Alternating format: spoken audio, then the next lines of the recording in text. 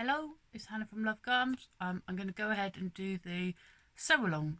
So this is in the Love Garms lounge. We did a hashtag sew along. If you want to search for all of the details of the pattern, I'm using the free pattern, or how to take a pattern from something you already have. Search hashtag sew along in the Love Garms Facebook group and you will find it. Excuse the messy workroom. I'm recording this, pre-recording this because my Wi-Fi is rubbish. Okay, so I am quite lucky. My son hasn't grown much since last year, so I've already printed out my patterns for pirates sewing pattern.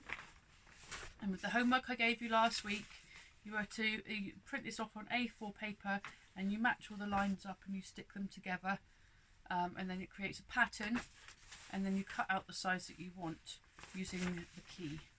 So we're going for age 14. I've asked my son Jake what fabric he wanted, and he's decided he wanted something warm and cosy. I don't have a lot of boy prints in, especially for a 14-year-old, so I've gone with like a Garki sweatshirt with an alpine fleece back. So for this you could use anything. You could use a non-stretch or a stretch fabric.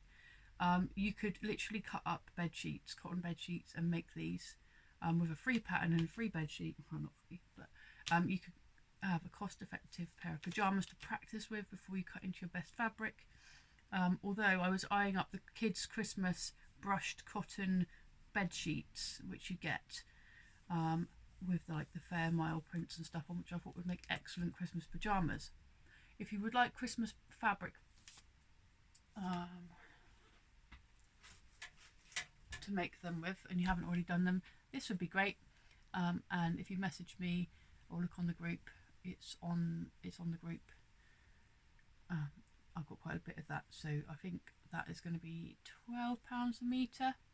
It's called Fun Christmas. Okay, so let's get on. So I've chosen a stretch. If you're using a cotton, you need to pre-wash it first, and if you're using a cotton, then you should use a sewing machine, not an overlocker. The difference being, an overlocker will finish your edges of non-stretch and stretch fabric. So if you have cotton and it frays, then you either need to overlock the edge or get your sewing machine and do a zigzag stitch along the edge, and it will just stop it fraying. You just sit over the edge of the fabric and you'll see it, like it will overlock it and just stop it fraying. Okay. And then you would piece cotton together with a sewing machine with not the smallest stitch but not the biggest stitch. Bigger stitches are easy to unpick, smaller stitches obviously aren't. What else do you need to know? And you would use a straight stitch for a non-stretch fabric. You need to piece non-stretch together with a sewing machine because an overlocker just doesn't cut it unless you want cheap stuff that falls apart. You always use a straight stitch on a sewing machine for cotton. If you are using a stretch fabric like I am, then you can overlock it, which means you can finish the edges and sew the seams at the same time. Whereas of a sewing machine, if I was using cotton, I would probably cut out my fabric, finish all the edges first so they don't fray, either with an overlocker or that zigzag stitch all the way along, before I start making, and then I would make. I haven't looked at the instructions recently. It's been a long time since I've had this pattern, but I kind of know what I'm doing. So I'm going to show you how to do it. Okay. So the fabric I've chosen is this olive. I think I called it Ogaki, and it's got a fleece on the back. Okay, this will have a nap to it.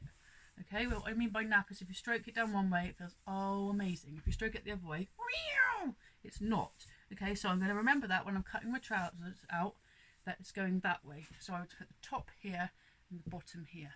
Okay, so I'm going to cut on the fold because then I get a matching pair, because these are you need mirrored pairs, otherwise you'll have two left legs when you cut out. So if you are trying to make your fabric go further, don't do any tired sewing on me. If you're trying to make your fabric go further by cutting one this way and then one the other way to try and get more from your fabric, please make sure that I'll show you. Excuse me, you think I'd have lots of room here, but I don't. Okay, so you're smoothing your fabric out. This is the edge. So I'm cutting on the fold. So I've got 2 jumpers on here because it's cold in here. Smoothing it out like this. Make sure that. And the thing with pre-washing your fabric, if it's, well, you should really do it if it's stretched as well. But these, I just wash it 30 and it's okay. Cotton shrinks a lot. This is why you pre-wash. You can get rid of some of the harsh chemicals and stuff like that. But as someone who makes clothes, and I've tested and tested, and I tend to test wash each piece of fabric as it comes in. I'll do a small amount tested like that to see if it shrinks, rather than pre-wash the whole lot like I used to, just because it saves water and time. And if that test piece doesn't shrink, then I don't wash the whole lot. If it does, then I do. Right, so replacing. The reason you can use non-stretch and stretch fabrics for this pattern is because it's a non-stretch fabric pattern. It's got more ease in it, so these will just be quite baggy, which I'm starting to second guess myself whether or not I should just use a jogger pattern, but I'm not going to, because I'm showing you how to do this, and Jake loves this pattern. Okay, so the top, the bottom. I'm cutting on the fold. I'm going to get 2 at the same time. I'm making sure that I've put it on even and not like this and not like this, because your pattern, the garment will end up being twisting when you wear it, unless you do it properly on the grain. This is the grain line, so you can't quite see down the bottom. I'm making sure it's right to the edge down the bottom, and I'm just going to check, like I've got a set square, I can put the set square on the edge of my fabric like that, and then using one of the straight lines, which you would presume is straight because you've just taped it, you can eye it in just to make sure that it's on that grain line. Yes, I'm happy. Okay, so I'm using one hand to keep it flat, making sure there's no ripples. You'll see on your pattern, if you're using this pattern for Pirate one, that there's shorts, knee length and full length. So it's quite a versatile pattern. And if you're doing for more than one family member, you could print this. This goes 3 months up to age 14 for the youth pattern. You could do what I do normally, which is print an age 14, and then inside that I would print one for my daughter Annie, and then once I'd done Jake's, I could reuse the paper and cut it down.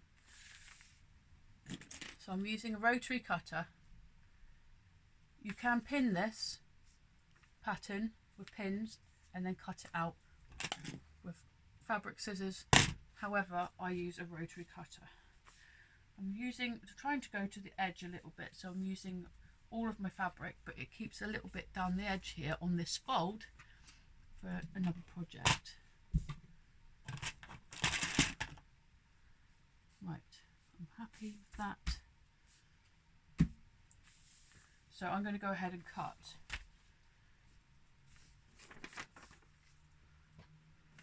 Wait a minute. Sorry, I'm going to shimmy it down. I've got a couple of inches on my cutting board. That's better. So cut that. Right. Redo that. Because as you can see, because I have a few meters remaining of this fabric on the bolt, I'm going to have to shimmy to cut that in a minute. Okay, right. So I'm putting my pattern weights. You could be anything, books, mugs of tea, don't hurt you, burn yourself. And I'm just going to cut this now. You can't necessarily. This is my swan neck thing. Right, you'll see. I'll come into view in a minute. Right, I'm cutting.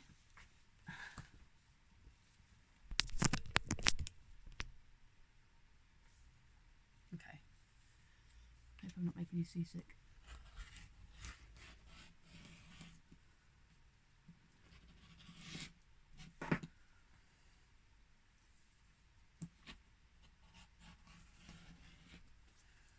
do this bit down here.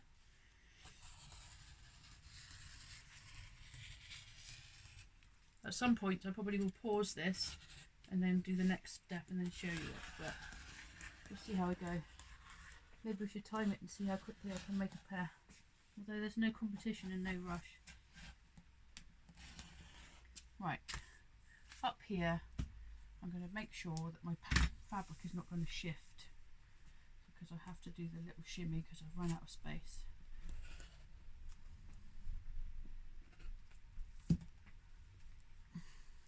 What I might do is carefully, oh so carefully, do that.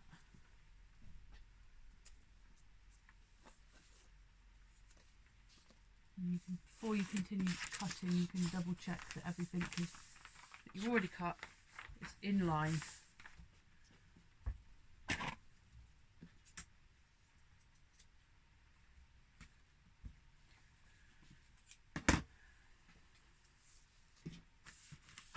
Smoothing out any wrinkles.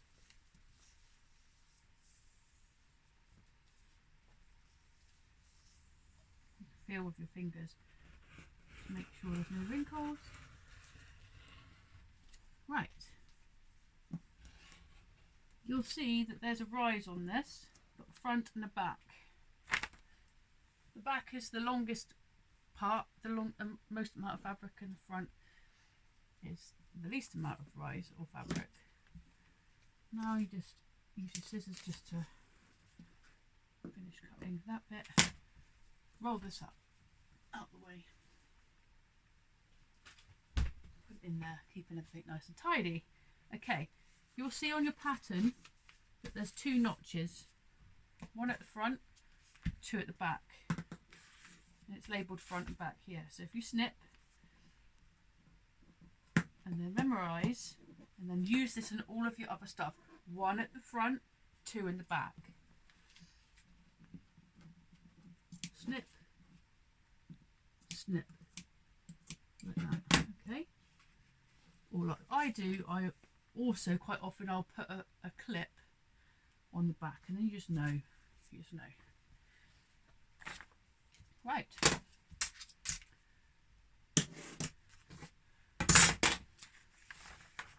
And on your pattern piece, the Jake's waistband, I need to cut a 28-inch long piece of elastic. So that's my next job.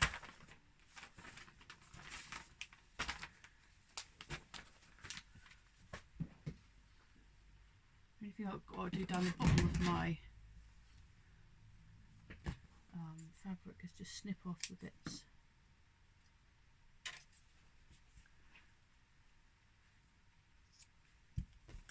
Right, these bits will go in the fabric recycling bin,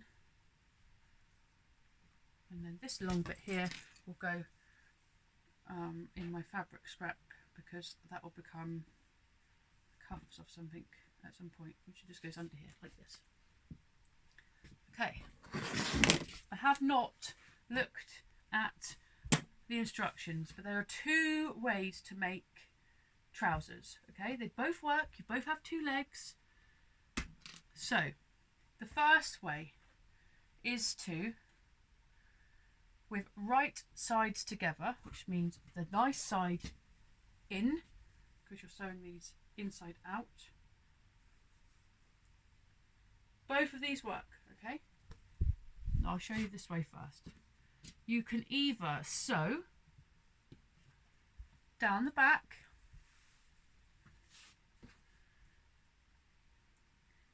and down the front first. You can put some kind of ribbon or label at the back so you don't wear these back to front. And when your 14-year-old son's wearing your trousers back to front because he hasn't got a label on the back, you'll know why you put a label or a little ribbon in the back. Okay, so you either sew down there and down there first, and then it will open up like this once that's sewn together, and then you sew your leg to your crotch and down in one fell swoop, and then it will open up, and that will be the waistband like that at the top. Or you do the way which I'm going to do today, which is the one which used to confuse me the most, which is why I'm going to do it today to show you. you get one leg, you fold it in on itself. Okay, so you've got, I've used such a big pair of size trousers. Right, that's your ankle. You're going to pin on clip all the way, like so, up to here, like that. You're going to do the same with the other one. Right sides together, so your outside is facing out because you're going to sew, sorry, so your inside is facing out. Yes, and you're going to clip these. I like to clip the ankle and the crotch, and then you can smooth out the fabric to make sure that it's right in between, like this. Quite often nowadays, because I've got my machine set up properly, I quite often don't pin so much. Right, so we've got two legs. Come with me to my machine.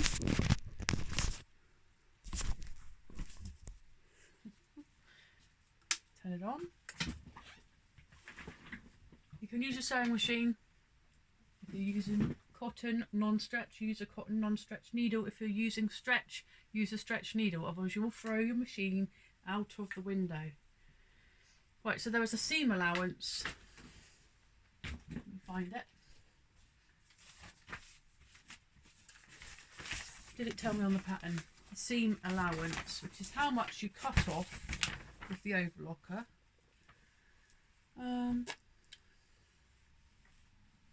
It's not on here. I know other patterns for pirates patterns use a 1/2 inch seam allowance. If you don't know what that is, measure from your needle. On these it's got it set in there. Measure from your needle out to the bit that you want to cut off. So for me, that's right on the edge where I cut off. So literally not cutting much off at all. On here it shows you 1/2 inch, and then you just rest your fabric along the edge of there. Does that make sense? So like I said, if you're using cotton, then you've already finished your edges with the overlocker, and then you're piecing it together with the sewing machine.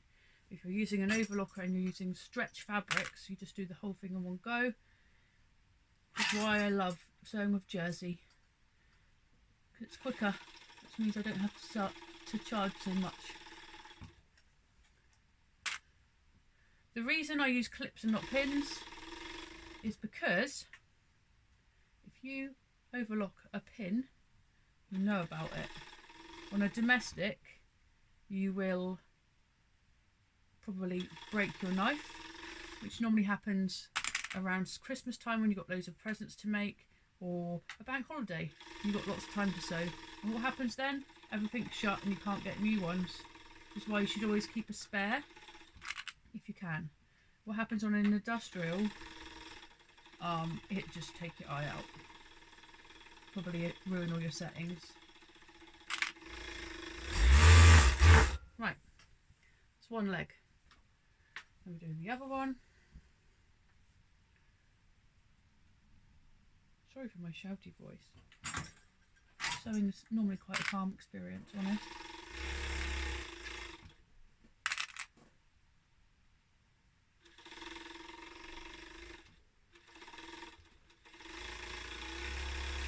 Gosh, these are going to be so nice. So the nap is going down. This works out really well actually, because he's got a sweatshirt that these will match. So like half casual, half comfy. These would make amazing joggers as well, in a jogger pattern. These might be too wide, but we'll see. Right, so we've done that. Next thing, we're going to take one of the trouser legs and we are going to turn it in the right way. And then we're going to put it on like a sleeve, holding on to the ankle like that, and the crotch is there under your arm, and you're going to get the other one at the crotch. This is the crotch, and you're going to get this one and you're going to push it through so they're right sides to right sides. Okay, a bit like a bed sheet. pull it through like that. So now you have 2 legs. This is why it's, this point is when you'll realise if you've cut 2 mirrored pieces or not. You've got 2 legs, and what we're doing is sewing from this seam round to that seam. Can you see this? What you would do is you would pin or click this, and you would note at this point which is the front and which is the back, because in the back I'm going to get a label. If you haven't got a label, you're going to get a little bit of fabric, anything, and you're going to sew it into the back of your trousers. Could be a made by me handmade label, could be a size label,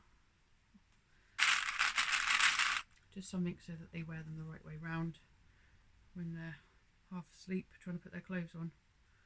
Right, what I do if you're doing it with an overlocker, when you get to the middle seam, match it up. I know, lay one seam one way the other, and then by doing that it locks in when you sew it. So you're pinning or clipping.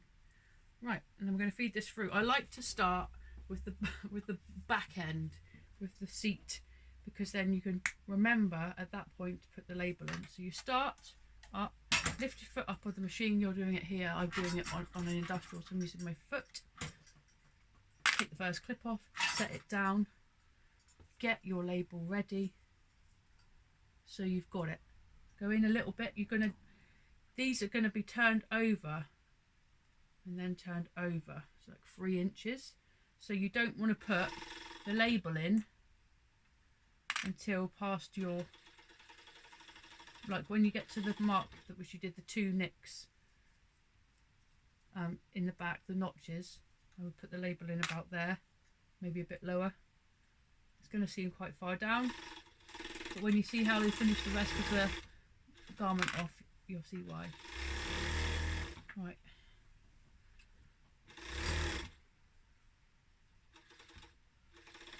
So when I get to the seam here, I've got the underneath is facing that way and the top is facing this way, and that means it kind of locks in place. If you're using cotton, you probably would press the seams of the legs before you started doing the crotch seam. This is effectively all of the construction part done.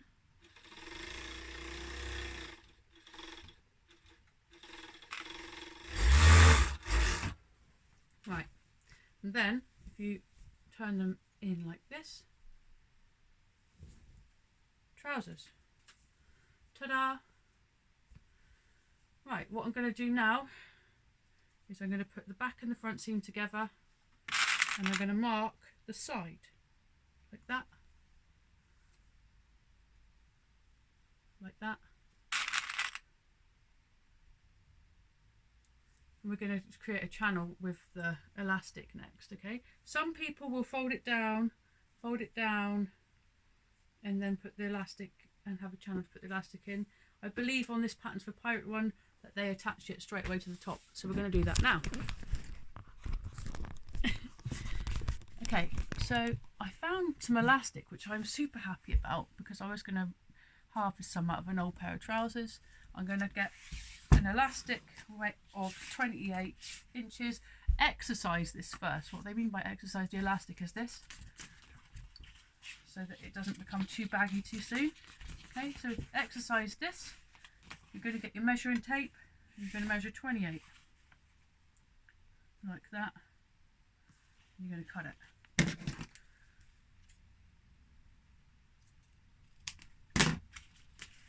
I do believe you're supposed to now overlap like that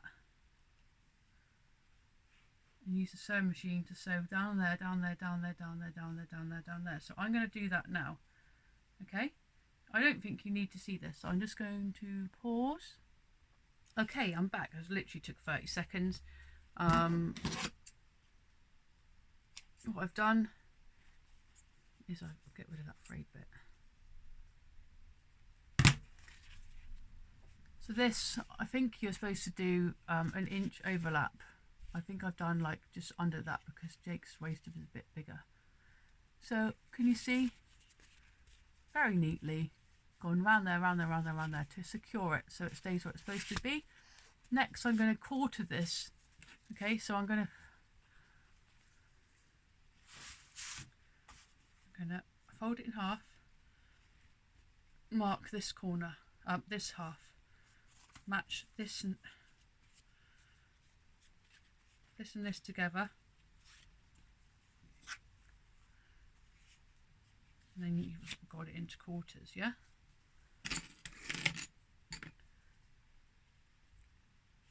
Like that, into 4. I suppose I should, for the purpose of this, I'll put 4 clips on it.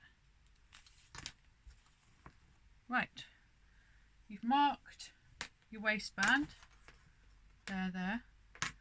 You're going to look to see where the back is, it's here, and you're going to stick this sewn bit on the back.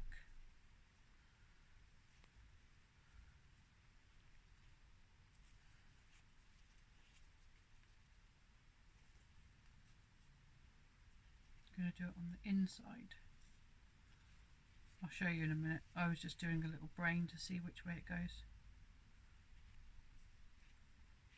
Right, so you match up the back seam with the back of that, and then we're going to do the same with the front seam. And you mark the sides. So we're attaching the elastic to the inside, not the outside, the inside of the pyjamas. It looks like the outside at the minute because they're inside out, okay? So effectively what we're going to do now, I think I should have measured Jake's waist, but it's fine, is we're going to attach this elastic. Okay, you're looking a little bit worried, it's fine. What you can do is stretch the elastic, and using all of your thumbs and fingers, you hold and hold, stretch the elastic, clamp, stretch the elastic, find some more clips, clamp, next quarter, hold like this, pinch the clips, pull, okay, clip, pinch the clips, hold and clip, pincer, pincer. You do this with a jersey waistband or elastic, or whatever garments you use. This is how I do the waistbands, the cuffs, everything.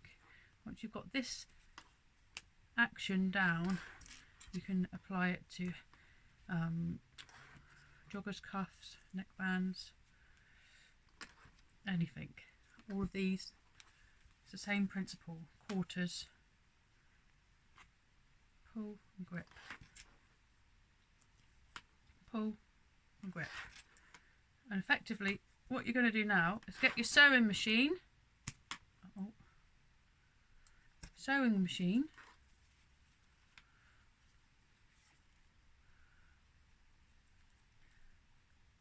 and sew along this edge here to attach your elastic. Okay, this is what it looks like on the inside, a bit bunched up. You can eyeball that now just to check that you've done it right and it all looks pretty much the same in evenness. Yes? Right. So you're gonna, if you're using a sewing machine, you're gonna sew. If you're using an overlocker, you're gonna overlock. Right, my machine's still on. You should always turn your machine off if you're unattended, so in case a child comes in and decides to do this. And cut the hand off. Right, so starting with your elastic up, put it into your machine, lift your foot off your machine up. You're not cutting the elastic, so do not either deactivate your knife or make sure that it's not hanging over the side. Right, so you're going to just do one little sew like that, and you're in.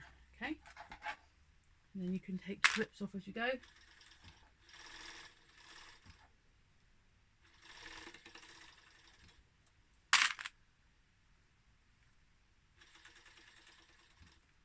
Make sure it's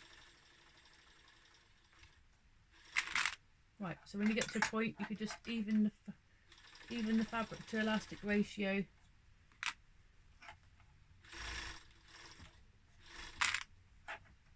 To make sure there's no puckers. Personally, I prefer, this is just the walk the plank one, personally I prefer to do the trousers with less of a rise and then get a separate waistband and then fold it up and make like a little ring and attach that and then put the elastic in a casing through that way. Personally, I prefer to do that. But this is the free pattern that we're using, so we do as we're told. And we do it the way that the pattern maker wants you to. Personally, I think this is a bit bulky, but this is the way we're doing it today. This is the way we're told. These are going to make perfect Christmas presents. I really wanted to make a pair for my sister, but I haven't got the pattern printed and I really needed to make this so you can get on and do your sewing.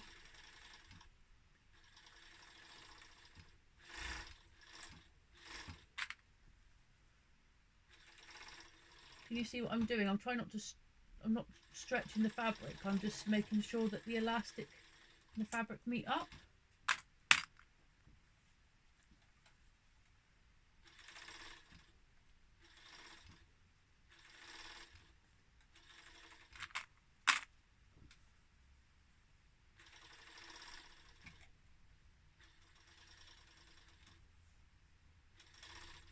And then you just cut the tail off. Stop, pull the article out and sew.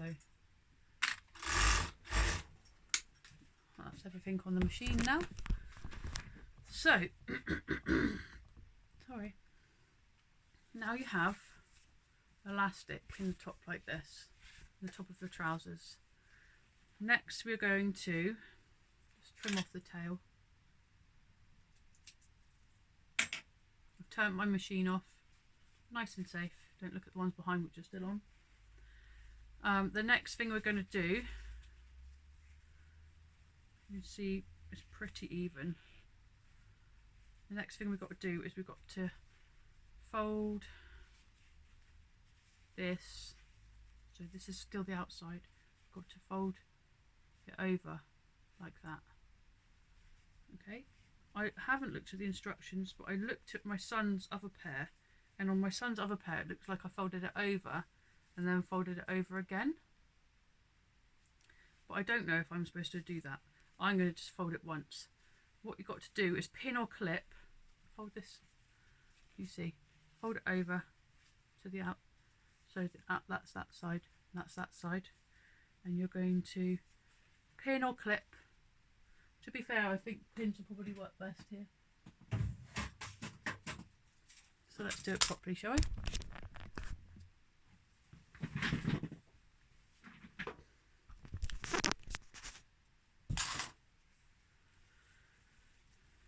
Carefully. Trying to use the over here. Get your pin.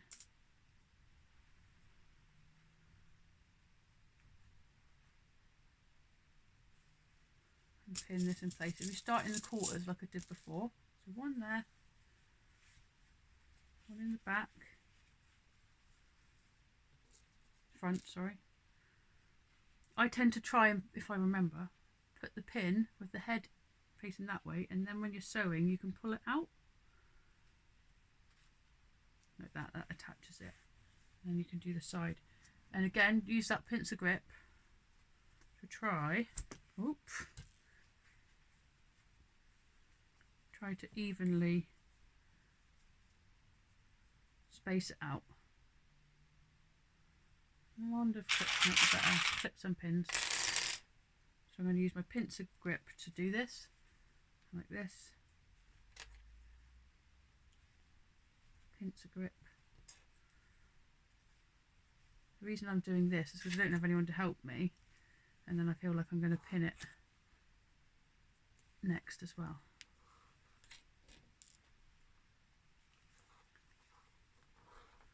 Careful not to stab yourself in the hand with the other pins.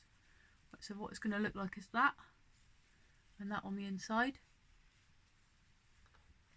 And then if you're like me, you can just whiz round and sew this now, or if you want it a really nice project, which I know last time was a little bit cranky on Jake's other pair, I'm going to now go along like this and I'm going to pin it.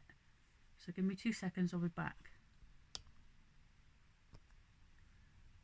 Okay, so you've rejoined me.